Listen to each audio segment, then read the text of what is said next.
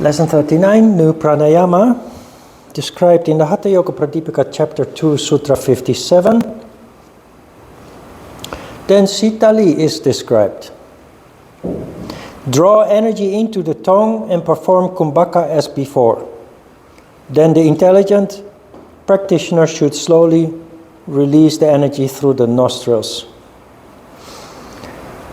If you have the text in front of you, you notice that I left out the text between square brackets that tells you to protrude the tongue a little outside the lips. That is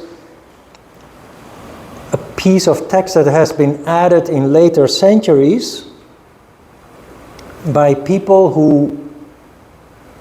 somebody who was not aware of the fact that this is not a breathing exercise, but an energy control exercise. Sitali Pranayama actually is very special as it deals with Manipura chakra.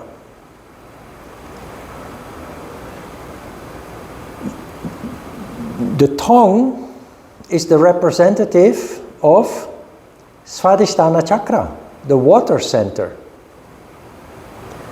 which is located below Manipura chakra. What you do with this exercise is putting out the fire with water. So you notice that each of the pranayamas deals with very specific kinds of diseases. This pranayama deals with diseases of fire, which is diseases with digestion, but also very much related to ego and ambition, which create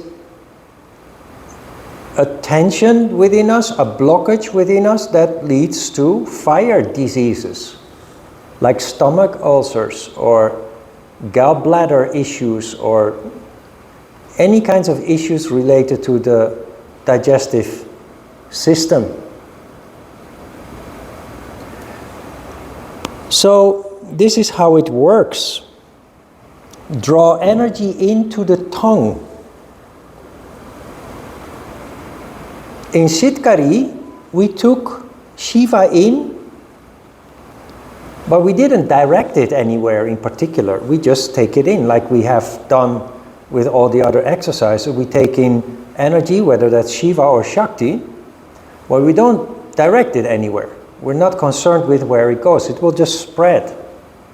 But for the purpose of activating water, we direct it to the tongue. Literally. Activating taste leads to activation of Svadhisthana chakra, where energy will expand. And energy that expands, rises up, it will envelope Manipura chakra and cool it down.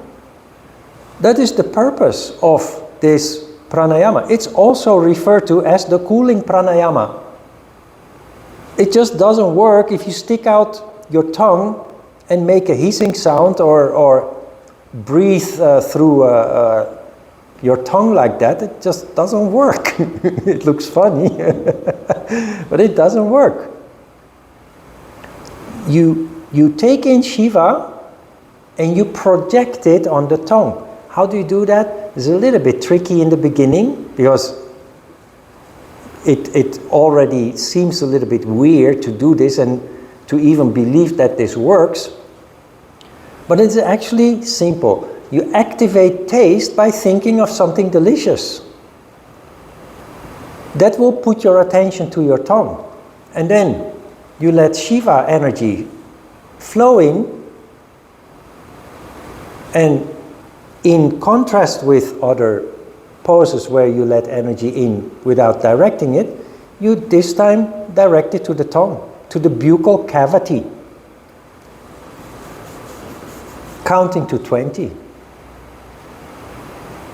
Then you have a kumbhaka, and then you do something that is also quite interesting. You don't let one energy out, but you let both Shiva and Shakti out. We know that because the intelligent practitioners should slowly release the energy through the nostrils, plural. So you let both energies out. You see in the first sentence of the interpretation, Sitali literally means cooling. Cooling of what? The fire in you. In Sutra 58, you see what I already explained, the diseases that this deals with.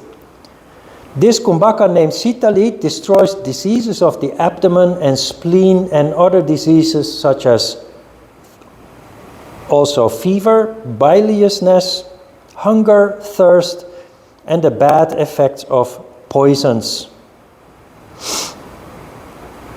These are all considered fire diseases.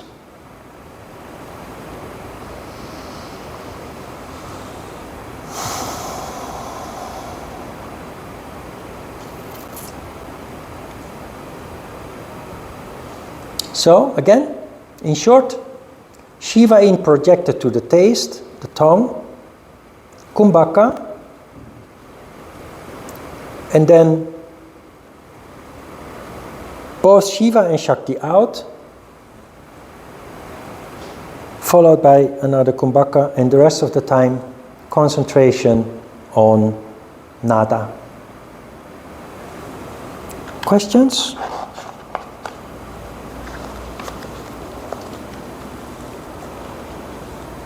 Okay, now we first have to do asana, and then we will continue with the pranayama and meditation.